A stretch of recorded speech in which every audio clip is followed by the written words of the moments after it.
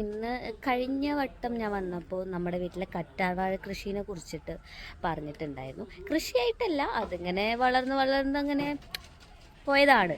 അപ്പോൾ ഇത്തവണ ശരിക്കും കൃഷി എന്താണെന്ന് കാണിച്ചു തരാം.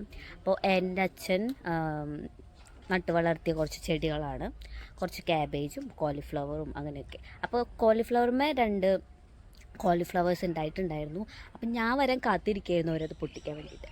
എനിക്ക് വീഡിയോ എടുത്തിടാലോ എന്ന് പറഞ്ഞിട്ട് അച്ഛനത് കാത്തു വെച്ചിട്ടിരിക്കുകയായിരുന്നു അത്ര. അപ്പം നമുക്ക് വീഡിയോയിലേക്ക് പോയാലോ.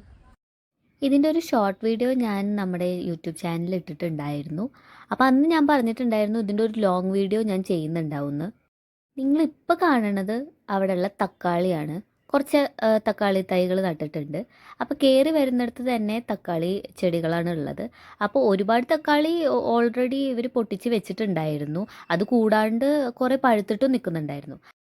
അത്യാവശ്യം പഴുത്തിട്ട് നിൽക്കുന്നുണ്ടായിരുന്നു കേട്ടോ. എൻ്റെ കയ്യിൽ ഒതുങ്ങുന്നുണ്ടായിരുന്നില്ല. നിങ്ങൾക്ക് തന്നെ കാണാൻ ഞാൻ അടക്കി പിടിച്ചിട്ടാണ് തക്കാളി വെച്ചിട്ടുണ്ടായിരുന്നത്.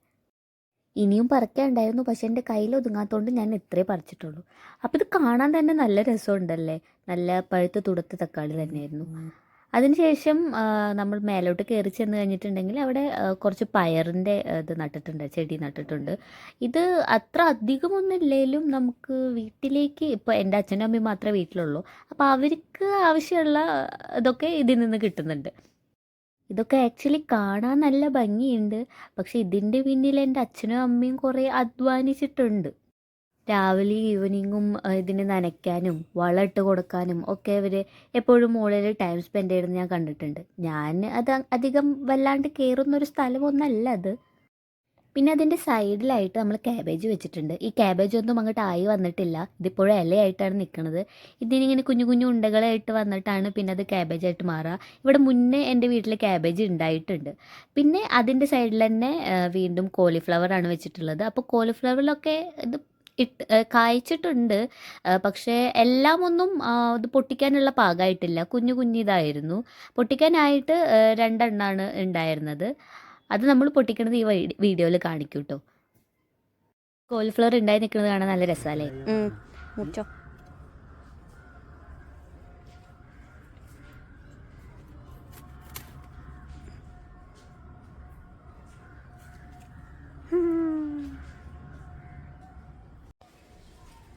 അപ്പോൾ ഇതെല്ലാം നട്ട് വളർത്തിയ എൻ്റെ അച്ഛൻ. അപ്പോൾ അച്ഛനോട് നമുക്ക് കുറച്ച് കാര്യങ്ങൾ ചോദിച്ചു നോക്കാം.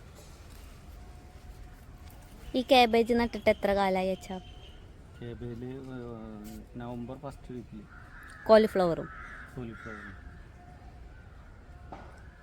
നമുക്ക് ജനുവരി ആയപ്പോഴേക്കും 2 കോളിഫ്ലവർ പാകത്തിനായി.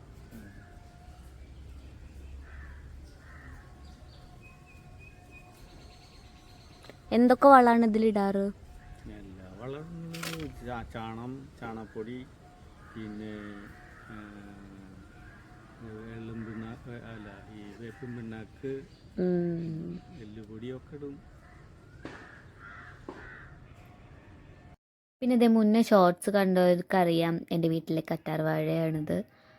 പിന്നെ ചെറുതായിട്ടൊരു കൈപ്പക്ക പന്തലിട്ടുണ്ട്. വളരെ കുഞ്ഞൊരു കൈപ്പക്ക പന്തലാണ്. അതിൽ ചെറിയ ചെറിയ 2-3 കൈപ്പക്ക ഉണ്ടായിട്ടുണ്ട്. അതങ്ങോട്ട് വലുതാവുന്നൊന്നുമില്ല, ഈ കുഞ്ഞുതായിട്ട് തന്നെയാണ് നിൽക്കുന്നത്. ഭയങ്കര ക്യൂട്ടായിട്ടുള്ളൊരു കുഞ്ഞു പന്തലാണ് കേട്ടോ അത്. നോക്കുകയാണെങ്കിൽ ഇങ്ങനെ കുഞ്ഞു കുഞ്ഞു കൈപ്പയ്ക്കൊക്കെ ഉണ്ടായി തുടങ്ങണുള്ളൂ. കാണുന്നില്ലേ ഒരു കുഞ്ഞു കൈപ്പയ്ക്ക അവിടെ ഉണ്ടായി നിൽക്കണേ.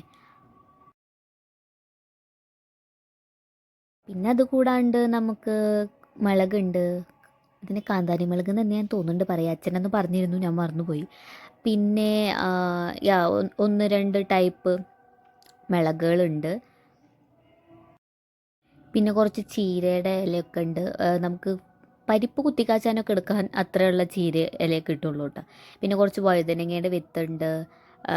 പിന്നെ ചീരയുടെ കുഞ്ഞു കുഞ്ഞു വിത്തുകളൊക്കെ കാണാം. പിന്നെ ഇഞ്ചി ഉണ്ട്. പിന്നെ കൂവയുണ്ട്. അങ്ങനെ കുറച്ച് ഐറ്റംസ് വേറെ ഉണ്ട്. അതൊന്നും അങ്ങോട്ട് ആയി വന്നിട്ടില്ല.